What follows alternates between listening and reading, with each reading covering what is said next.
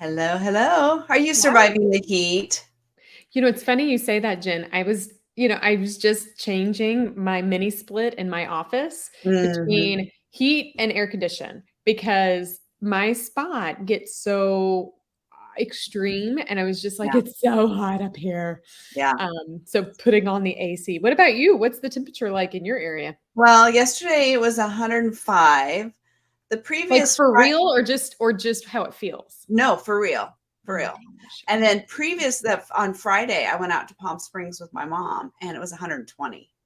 That's bad. That's bad. Like you walk out and No. the air itself feels like it's No. in your skin. Yeah, No. Now, do you have humidity there? Is it not much. Now we're getting a little bit of monsoon flow.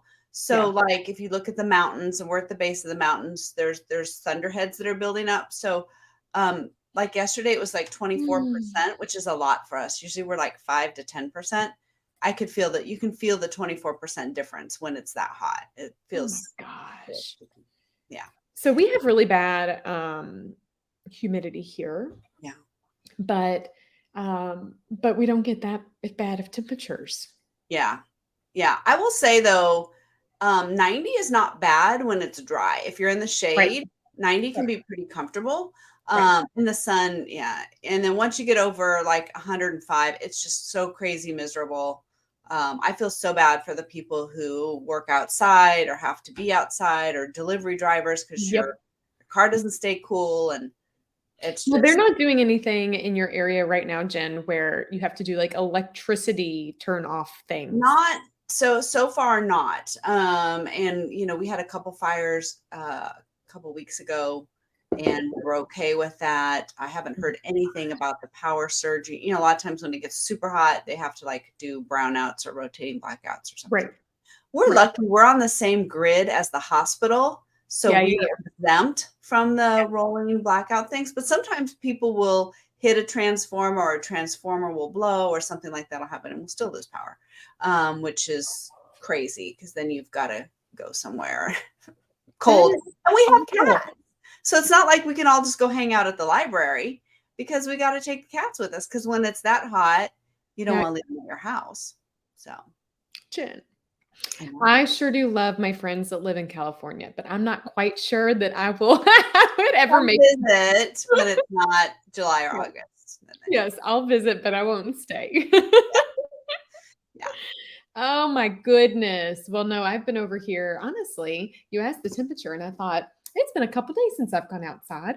My husband has been running errands to prepare for. We have a big weekend this weekend, and so we have a party and coming around. And so he even asked me last night, "You want to go?" And I said, "No, I need a break from the kids. Give me some. Take them." Yeah. Take them and leave me. But he's been doing some yard work. And I will say, I'm lying kind of, not intentionally. I did this weekend go to a swim party and I went to an outdoor amusement park. And I didn't so much notice it at the swim party because, of course, I was around the pool and it was cool. But on Sunday at the amusement park, I was sweating in areas I didn't know sweat. Like it was pretty intense. And I realized how I'm not cut out for that anymore. No, and I think about, I mean, when I grew up, we didn't even have air conditioning. I can't even imagine we had a swamp cooler, or an What is evaporative. that? It's an evaporative cooler. You don't have, it only works in the desert because it requires you have this box with a fan inside and it's got these, they look like straw pads on the outside. They get soaked with water. So as they evaporate, they cool the air and then the fan pushes it into your house. And there's a reason they call it a swamp because there's like a drip pan underneath that ends up growing mold and stuff from all the water. And so your house smells like a swamp. And so, I mean, I Good. literally can walk into a building and go, oh, they have a swamp cooler because it's got a distinctive And they smell. still make these? Oh, yeah. Yeah. People still use them. So we only had it's in like it was in my parents' bedroom in the back of the house, and then you'd put a fan like in the living room to kind of pull the cool air out. But yeah, we didn't have AC, and so we were always in like the neighbor's pool or playing in the sprinklers or a kiddie pool or slip and slide, all those fun things. And I mean, I remember being hot as a kid. Like we'd be riding our bikes, then you'd come in, you're like, oh, I'm so hot, but I don't think I could deal with that now as an adult. No, definitely not. But It's Yeah. first world problems, right? Yeah. Zan says people don't have AC there. What's the temperature like in Spain, though? Is it hot and humid? I'm curious because I think it's now too. A lot of Europe is really hot right now. really, Yeah. God, so many things to think about. So many things. I am just grateful that I live in a world where there is air conditioning nowadays, right? Like, and grateful to have it. But gosh, it's like when we were at the amusement park, I'm like, this is so hot. And I was actually talking about some of the beautiful luxuries we have today. And my kids were like, so did you have computers as a kid? It went down that. Did you have, a place to cook your food? Did you? We did, but we did have a microwave for a long time.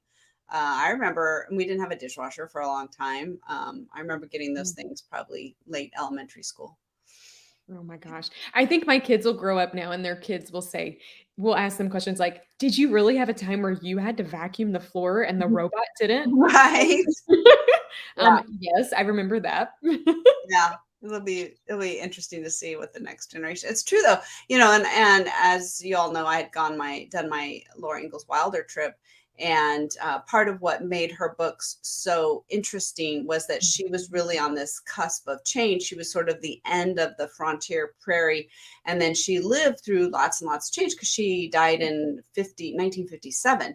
So of course, trains, telegraphs, telephones, cars, airplanes, World War I, World War II. She lived through a lot of change.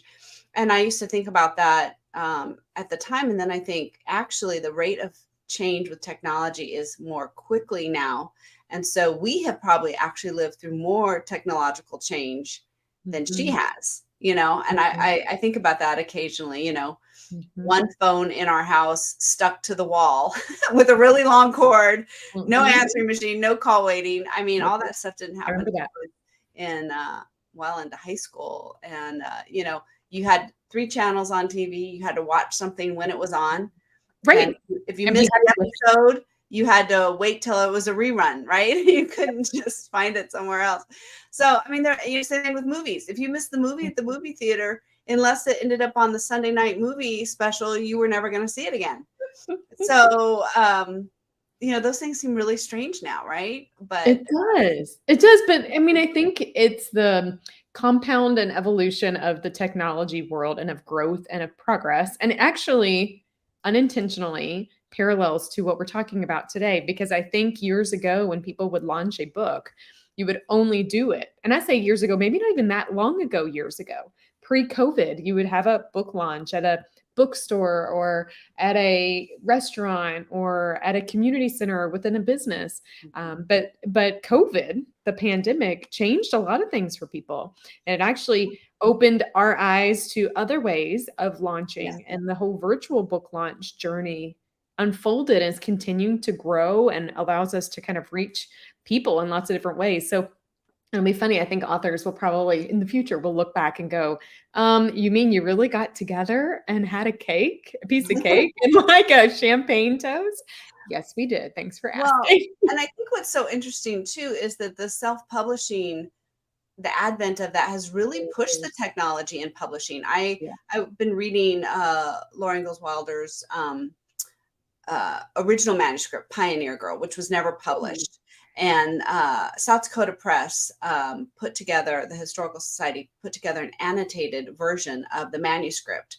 And so it's the manuscript plus notes with Laura and her daughter Rose back and forth, and their agents and the whole progress thing. And what really struck me was that, in 100 years, traditional publishing has not changed. You still have to submit the manuscript to an agent. An agent will submit it. They will decide if they want it or not. Maybe they got to revise and resubmit, and there was a lot of back and forth.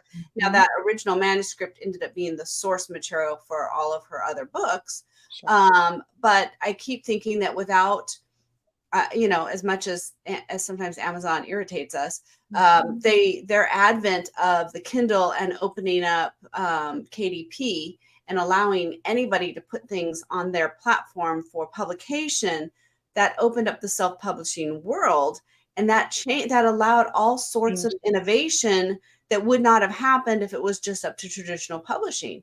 And so things like book launches and stuff that comes out of that traditional the history traditionally of traditional publications and how people traditionally did book launches. Once this, like you said, the self-publishing came out, you had COVID, you have technology, people started being more creative and imaginative because they didn't have anyone telling them you need to do it this way, you have to do it this way. They could be as creative as they want with it. And I think that has been a really, really great advent. It has, right before, or I say right in the thick of COVID, I was a part of a women in business cohort, and they had a presenter that was talking about sales. Well, lovely timing, people, when the world was imploding. It was like, great, let's talk about sales. And I will never forget when she went around and she challenged us to figure out what the difference was to think differently and think different. And think differently has the concept of looking at the stuff inside your box. This was my takeaway. You have your box of tools that work, and you're going to get a little bit creative, maybe push the margins a little bit. Thinking different altogether is like taking that box and putting it in the closet, closing it up for a rainy day one day. And instead, now we're evaluating a whole new way of doing things. Without it, you will be no longer will be relevant, right? And so I think when we think of book launches, that's where it's evolved. Okay, so before we go deeper in, Zan made the comment that in Spain, it's only humid in August, which just so happens to be coming up. So yay. And wow. Jen, welcome to Grace is here. Yay. Hi, Jen here. Yeah, she's got a new book that's about to come out and has some launch events happening. So it's really perfect timing. So yay. Think different was Apple's slogan for a long time under Steve Jobs, and people were really upset because that's not grammatically correct. It should be think differently. But I think it really goes to your point, right? I mean, I think that's exactly your point of, are we staying in the box? Or are we creating a whole new box, creating a whole, like, not even a box, just outside of it, and thinking way outside and just redoing the paradigm and saying, what can we do? What's the possibilities here? And I think one of the things that's always stuck with me about what Steve Jobs said was that, a lot of times, you'll survey your customers and going to ask them what they want. And he goes, but they don't even sometimes know what they want. No. We have to think about what would be great, that if we create, they'd be like, oh my gosh, I want that. I didn't even know I needed it or that I wanted it, right? Until you created it. And I think as creatives, we have the ability to do all that lovely, lovely thing. We are the ones that can create those worlds. We can create different experiences. And I think all of that should be reflective in your launch. I mean, do something that is very cool and related to your story, your book, your message, however you want to get that out. Think about how you can do that, because really the sky is the limit. You can do whatever you want to do. There are no artificial constraints anymore of what a launch should look like. It can look like whatever you want it to look like. And I think it's fun to have fun and to celebrate. And so I think that's a great way to approach it. It is. When I first made the pivot from corporate America to entrepreneurship or authorpreneurship, there were some people from my corporate world who sent me some messages very, quickly afterwards. And they asked me, well, Stephanie, where did all these ideas come from? Like, you're just like rocking and rolling. And I remember like reflecting back and thinking, oh, wait, it was the box that I was working in that was holding me back, that really all of this potential was possible, but I was limiting my own self based on the constraints and confinement that the organizations and corporate America had given. So this is our permission to you, authors, listeners, today or in the future. Throw away the box. We're going to give you some recommendations of things that have worked for Jen and I, but let it be a stepping stone, a launch pad for you to be able to take a leap and really create a launch experience that works for you and your readers. Before we go too much farther, Jen, I want to just elaborate and get your thoughts on this, because when people think about a book launch event, we a lot of times think about, and we'll get to that, but think about the experience for your reader. But I don't want authors to ever neglect that you need a celebration launch for you too. Doesn't have to be massive, but don't overlook that. You have just accomplished something major that so many people in the world want to do and so few people actually accomplish. So for me, sometimes that's taking my family out to hibachi grill and having, edamame and, fried rice makes me happy, right? But for others, it could be, celebratory in other ways. Jen, I know we recently gave that advice to another author, but what are some thoughts that you have, even for like just personal celebration? Yeah. I really do think there is something about closing that work loop with a celebration. So you've put all this effort into it, and then you need to close that loop with a celebration. So the brain says, hey, we did something good. It was hard. It was challenging. We overcame it. And then let's celebrate. Let's have something fun at the end of it. So we want to go back and willing to dive in and do another book, right? And so I think really personally, what does that look like to you? A day at the spa, dinner with your friends and family, a special treat, bottle of champagne, like whatever it is that you love. Find those milestones to celebrate. So celebrate finishing the book. Yes. Celebrate when you hand it off and it's out of your hands, right? Mm-hmm. Celebrate the launch. I mean, because sometimes, as we've talked before, when it's out of your hands and when it actually launches, sometimes aren't always the same thing. Correct. Build in lots of opportunities for celebration all along the journey, because it is a long journey and it's hard. I mean, you're using a lot of brain power and you want to reward your brain. So however you do that, I mean, little rewards, even with your writing sessions, right? Yes. So whatever that might look like when you've hit word count goals or number of days writing or whatever it looks like for you, build in some of those mini rituals. And then, then when you have the launch, it becomes kind of the culmination of all that. And if you decide to do a celebratory launch or those little milestones, capture those and share it with your connections and followers. Yeah. It will get them excited to know what you're doing and why you're doing it and why you're celebrating, and also give them permission to do that as well. So I think it could also spur energy for virtual or in-person launch events where you do invite other people too. And that's what most people think about when they come to launch events, and they think about that. So I just didn't want to neglect the fact that go do something for you. Go for a hike if you like hiking, or, like I said, go to the spa, take a weekend trip away, do nothing and veg on Netflix and popcorn all night. I don't care what it is, but do something to celebrate.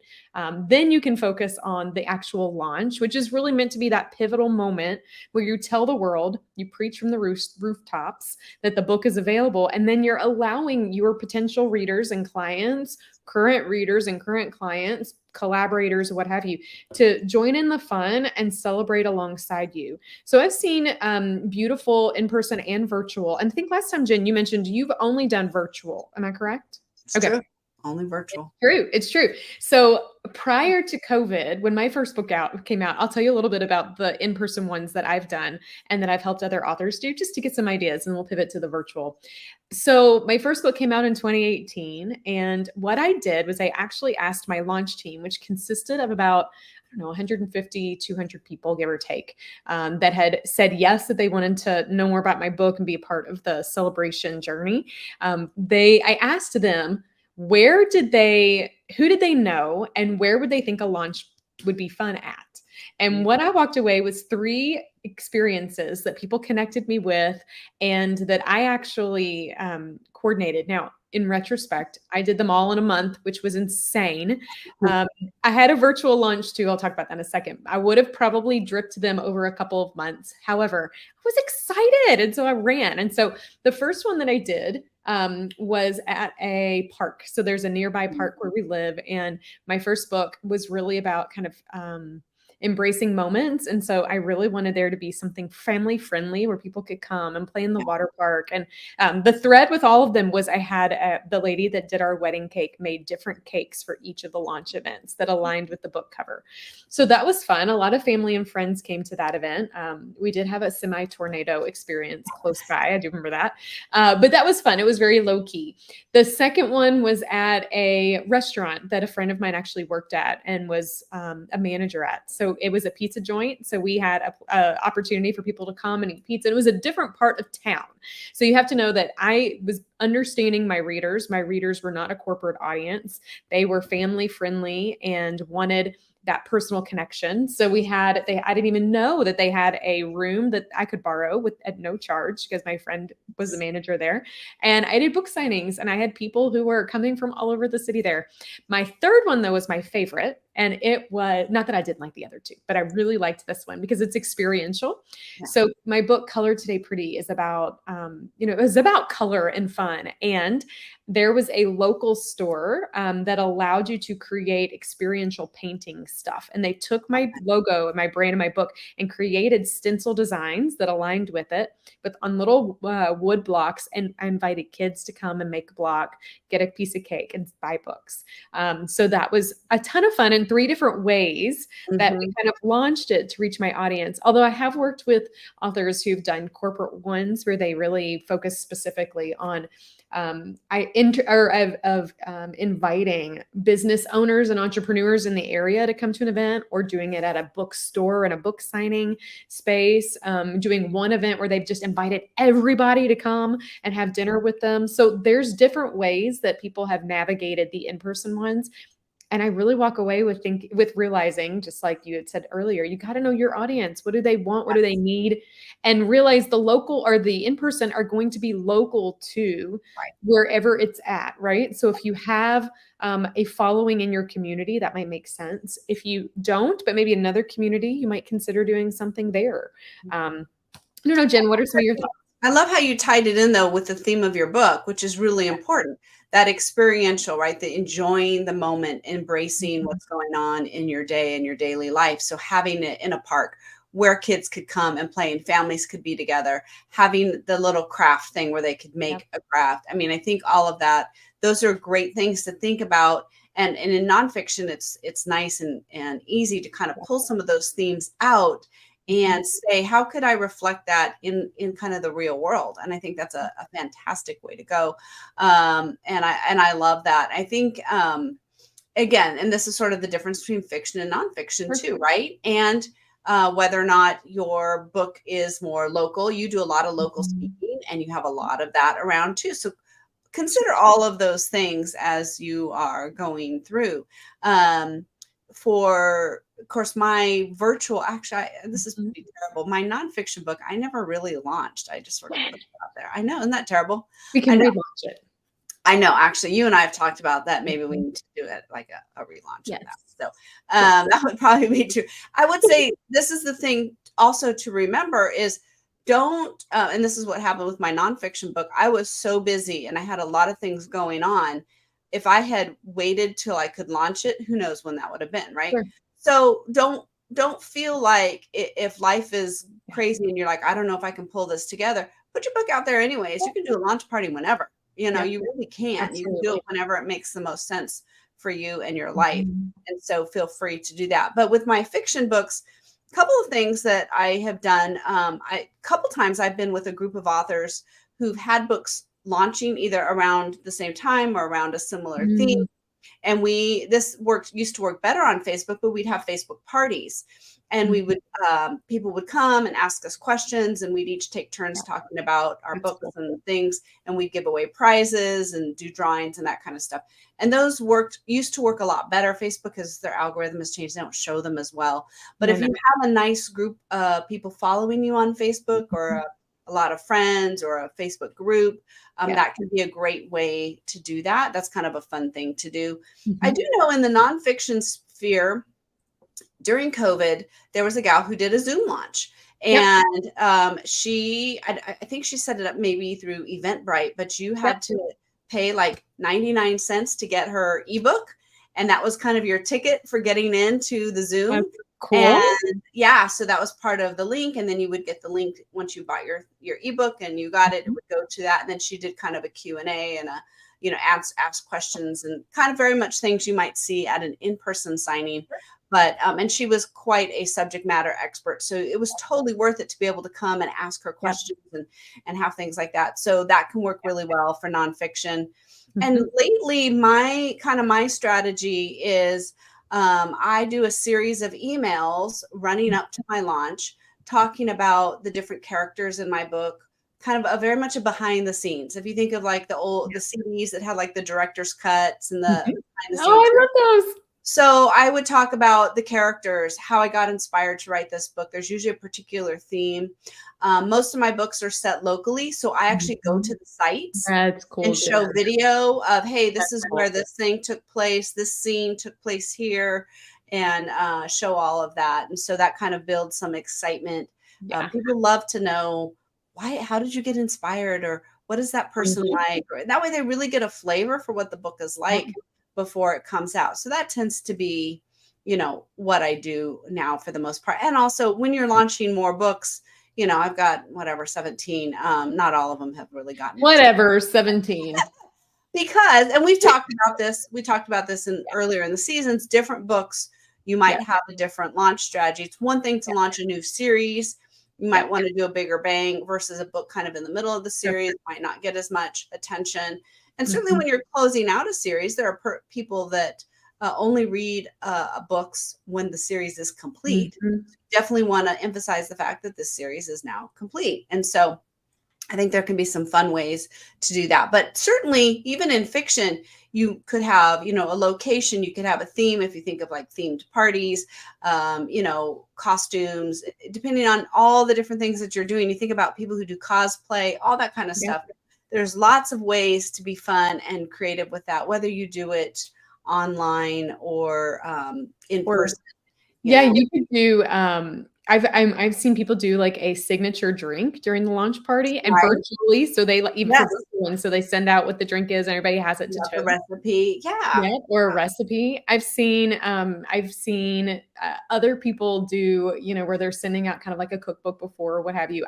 One of the things that I say, if you're going to do the virtual, and this is something I did with my launch team, but I'd love to open it up now with other books that I do for more, is I actually incorporated my launch I think it was on Facebook, but in theory it was a Zoom experience, but it was something that people could come in and out of.